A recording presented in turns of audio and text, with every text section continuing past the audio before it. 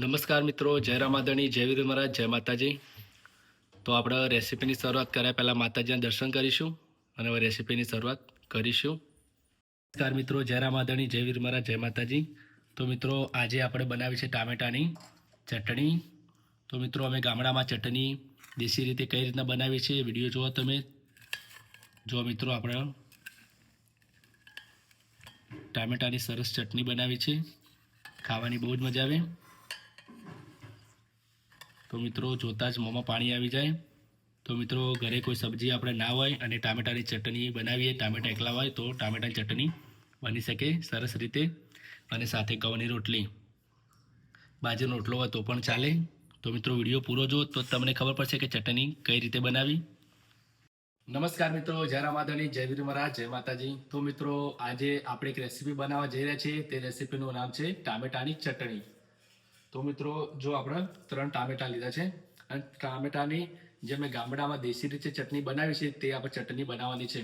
તો મિત્રો ખાસ એ કહેવું કે ટામેટાની ચટણી જો તમે કદાચ કોઈ દિવસ આપણા ઘરે શાકભાજી આપણે લાવ્યા ના હોય અને કોઈ દિવસ અચાનક આપણને કંઈ ખાવાની ઈચ્છા થાય, કદાચ સબ્જી ઘરે બનાવવા માટે છે નહીં, કદાચ ટામેટા પડ્યા તો આપણે ટામેટાની નોર્મલી રીતે ચટણી સાદી અને દેશી રીતે બનાવી શકીએ. તો મિત્રો આ ચટણી અમે ગામડામાં કઈ રીતના બનાવી છે તો વિડીયો પૂરો જો તો તમને ખબર પડશે. આ ચટપટી ચટણી ખાવાની બહુ જ મજા આવે. તમે મરચા એકલી લાલ મરચાની લીલા મરચા ચટણી ખાધી છે, પણ ટામેટા અને મરચા સાથેની ચટણી તમે ના ખાધી હોય તો વિડીયો પૂરો જો તો તમને ખબર પડશે કે આ ચટણી ગામડામાં કઈ રીતે બનાવી છે. તો વિડીયોમાં બન્યા રહો મિત્રો. તો મિત્રો જો કે આપણે ટામેટા કમ્પ્લીટલી ધોઈ નાખ્યા છે.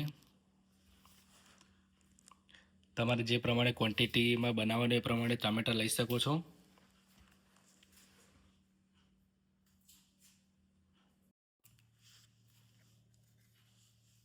તો મિત્રો જો આપણે સૂકું લસણ પણ એડ કરવાનું છે, સૂકું લસણ ફોલીએ.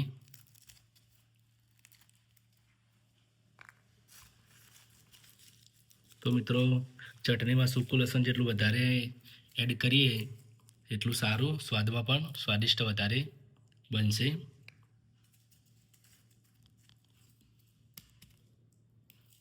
મિત્રો આપણે ટામેટા ચોખ્ખા પાણીમાં ધોઈ નાખ્યા અને હવે ટામેટા આપણે છીણવવાના છે.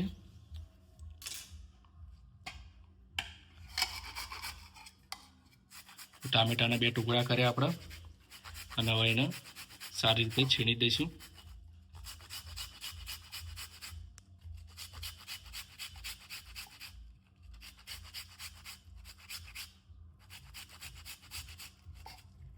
તો મિત્રો જો આપણે જે ટામેટાની ઉપરની છાલ આવે તે આપણે છીણવાની નથી. જો તમે આપણે આ રીતના છીણવાનું રહેશે.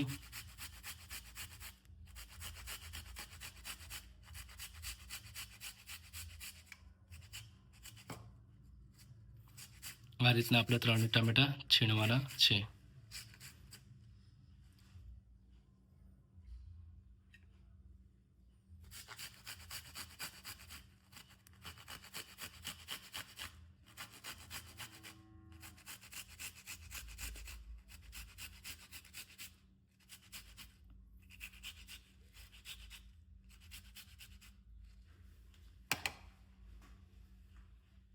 તો મિત્રો આપણે સૂકું લસણ જે ફોલ્યું હતું એ આપણે પારાખડીમાં ઝીણું કરી દઈએ.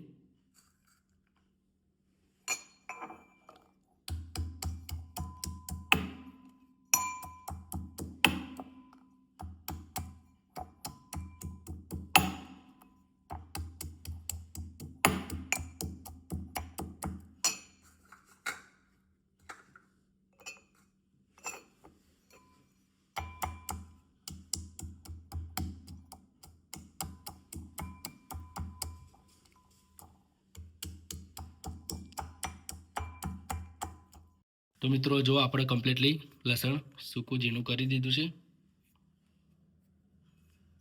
હવે આપણા લસણ જે આપણે ટામેટા છીણ્યા હતા એમાં એડ કરવાનું છે.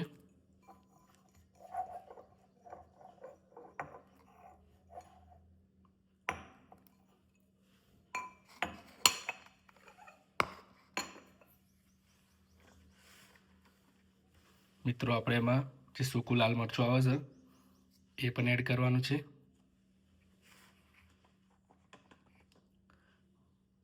તો આપણે 2.5 ચમચી સૂકું મરચું નાખ્યું, 1 ચમચી ધાણા જીરું અને હવે મીઠું સ્વાદ અનુસાર એડ કરવાનું છે.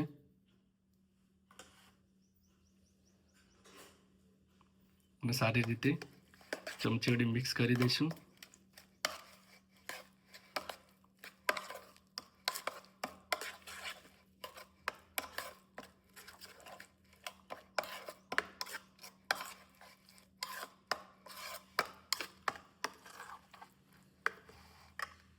મિત્રો, ગામડાની દેશી રીત પણ ખાવાની બહુ જ મજા આવે તેવી આપણી ચટણી બનશે.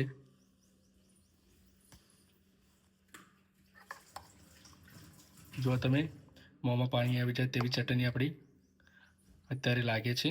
હજુ આપણે તેલમાં ફ્રાય કરવાની છે. તો મિત્રો, આપણે ગેસ ચાલુ કરી દઈએ પહેલાં. અને આપણે તપેલી નાની લીધી છે. જે પ્રમાણે ક્વોન્ટિટી હોય એ પ્રમાણે તપેલી આપણે લેવાની છે. આપણે હવે તેલ એડ કરીશું આમાં. તો તમારે જે ક્વોન્ટિટી પ્રમાણે બનાવવાની એ પ્રમાણે એડ કરવી. અમે 3 ચમચી તેલ એડ કરીશું આમાં.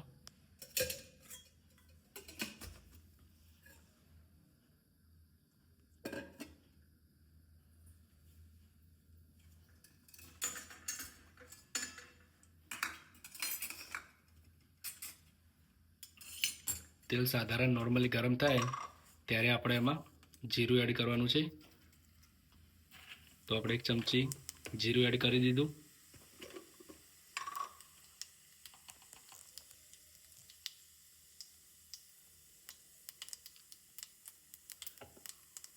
અને આપણે 1/2 ચમચી હળદર એડ કરી દીધું.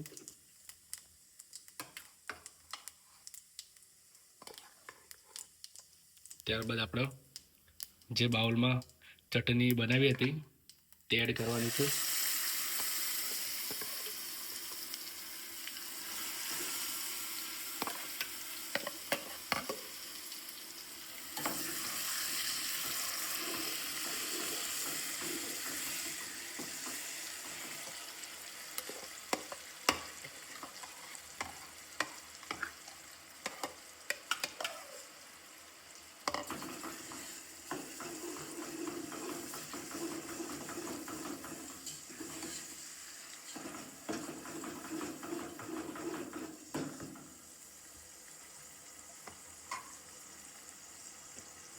તો મિત્રો, આપણે થોડી વાર માટે શેકાવા દેવાની છે, જેથી કરીને આપણી ચટણી કમ્પ્લીટલી તૈયાર થઈ જાય.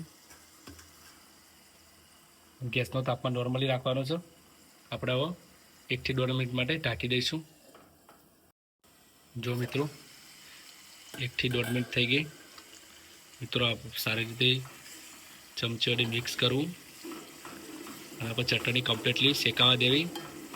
કારણ કે ટામેટાં કમ્પ્લીટલી ફ્રાય કરવા અંદર ચટણી છે તે, જેથી કરીને કમ્પ્લીટલી સ્વાદ મળી રહે અને મરચું પણ આપણે જે એડ કર્યું છે એ પણ કાચું ના લાગે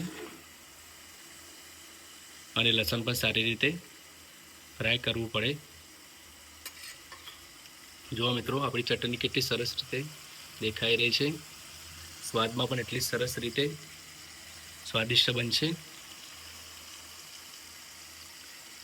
તો મિત્રો, આ ચટણી બાજરીના રોટલા સાથે ખાઓ તો પણ સરસ લાગે અને ઘઉંની રોટલી સાથે ખાઓ તો પણ ટેસ્ટી લાગે.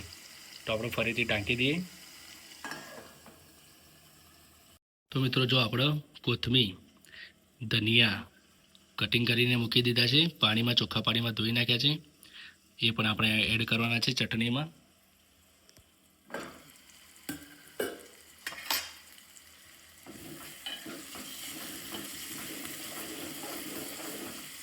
તો મિત્રો, આપણી ચટણી હવે કમ્પ્લીટલી રેડી થઈ ગઈ છે. જુઓ તમે,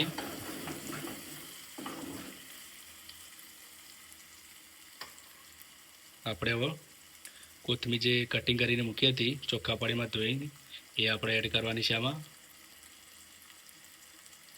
મિત્રો, કોથમીર ના હોય તો પણ ચાલે, પરંતુ કોથમીર એડ કરીએ તો સ્વાદ વધારે સ્વાદિષ્ટ બને. તો આપણે સારી રીતે મિક્સ કરી દઈશું.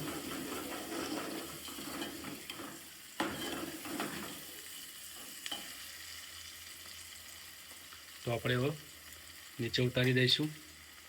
આપણી ચટણી કમ્પ્લીટલી રેડી થઈ ગઈ છે.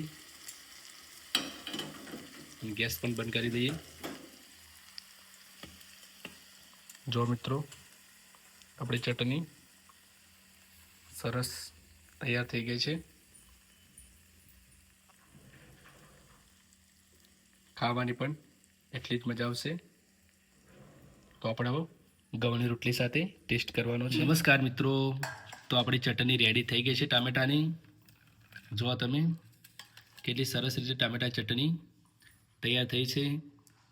તો મિત્રો, સ્વાદમાં પણ એટલી સ્વાદિષ્ટ આપણી ચટણી બની છે. અને સાથે ઘઉંની રોટલી આપણે ટેસ્ટ કરવાની છે અને સાથે છાશ. તો આપણે ટેસ્ટ કરીએ.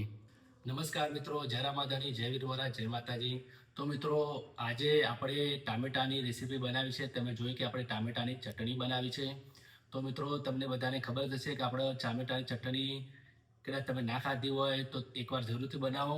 કારણ કે આપણા ઘરે કદાચ કોઈ દિવસ આપણે શાકભાજી લાવ્યા ના હોય અને અચાનક આપણે એવું લાગે કે આપણે કંઈ ખાવું છે, તો ટામેટા એકલા હોય તો આપણે ટામેટાની ચટણી આ રીતના નોર્મલી રીતે બનાવીએ. જે તમે વિડીયો જોયા પ્રમાણે સાદી અને નોર્મલી રીતે બનાવવા, કંઈ વધારે વસ્તુ એડ કરીએ ના તો પણ ચટણી આપણી સરસ બને.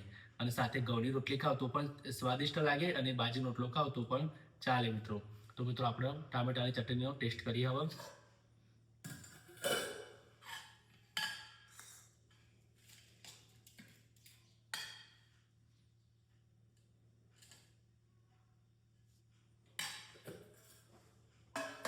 તો મિત્રો, જો આપણી ચટણી કેટલી સ્વાદિષ્ટ અને સરસ રીતે રેડી થઈ છે. તો ખાવાની પણ એટલી જ મજા આવે. સાથે ઘઉંની રોટલી અને મિત્રો સાથે છાશ, ઘરની છાશ મિત્રો. તો મિત્રો, આપણે ટેસ્ટ કરીએ.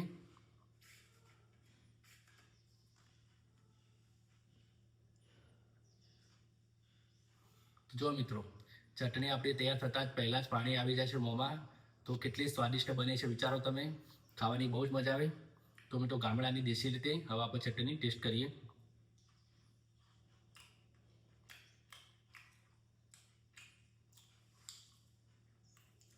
તો મિત્રો, બેસ્ટમાંની બેસ્ટ આપણી ચટણી રેડી થઈ છે.